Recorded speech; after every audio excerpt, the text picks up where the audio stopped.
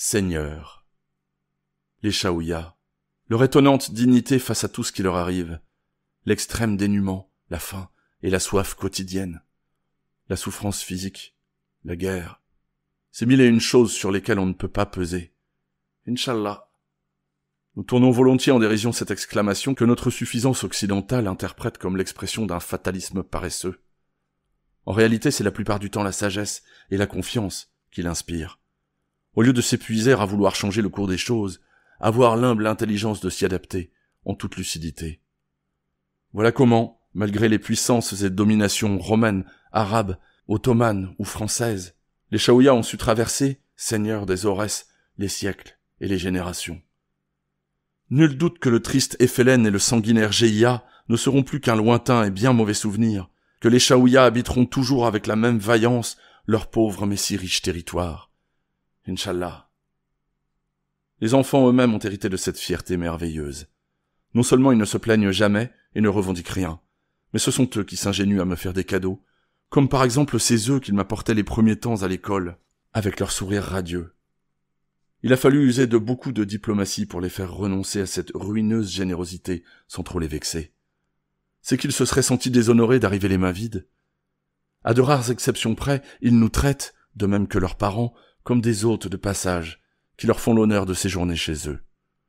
On nous salue poliment, on nous sert un verre de thé à l'occasion, mais on ne nous réclame rien. Depuis quand le maître de maison réclamerait-il quoi que ce soit à son invité ? Flagornerie et pure hypocrisie, naïf que vous êtes. Pour certains d'entre vous, peut-être, lecteurs à qui on ne la fait pas, mais pour l'immense majorité, cette attitude procède d'une tradition sacrée.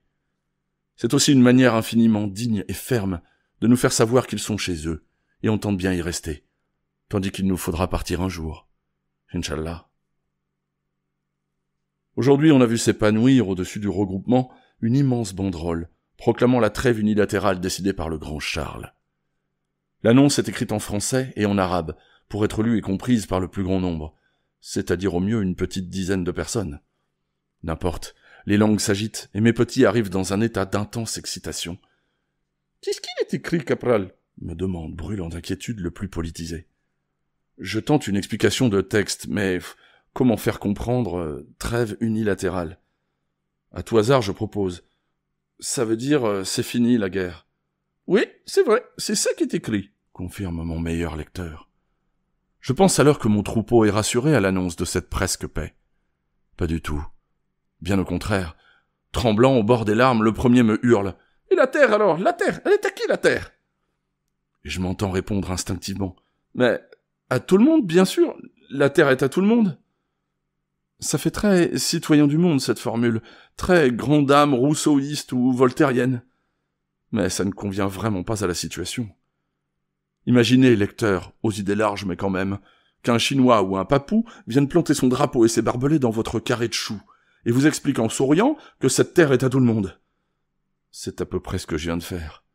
Et il me faudra un bon bout de temps pour rattraper la gaffe.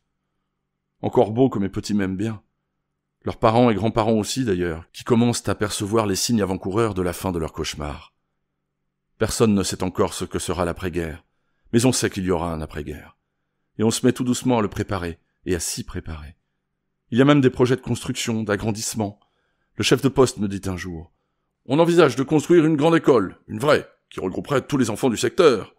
Le meilleur emplacement serait là-bas, à 500 mètres environ. L'ennui, c'est qu'elle serait complètement en dehors de la zone de surveillance.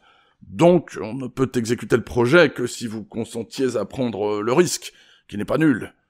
Je vous laisse le temps de la réflexion. » Si c'est que ça, mon lieutenant, je peux vous dire sans forfaiterie que je me sens vraiment en sécurité parmi ces gens, tant qu'il n'est pas question de faire classe de nuit. Dans ce cas, on pourrait inaugurer le bâtiment d'ici 2 mois. Vous serez encore là pour la mise en route. Ensuite, on vous trouvera un successeur, peut-être quelqu'un du pays. Oui, on a l'impression d'avancer un peu.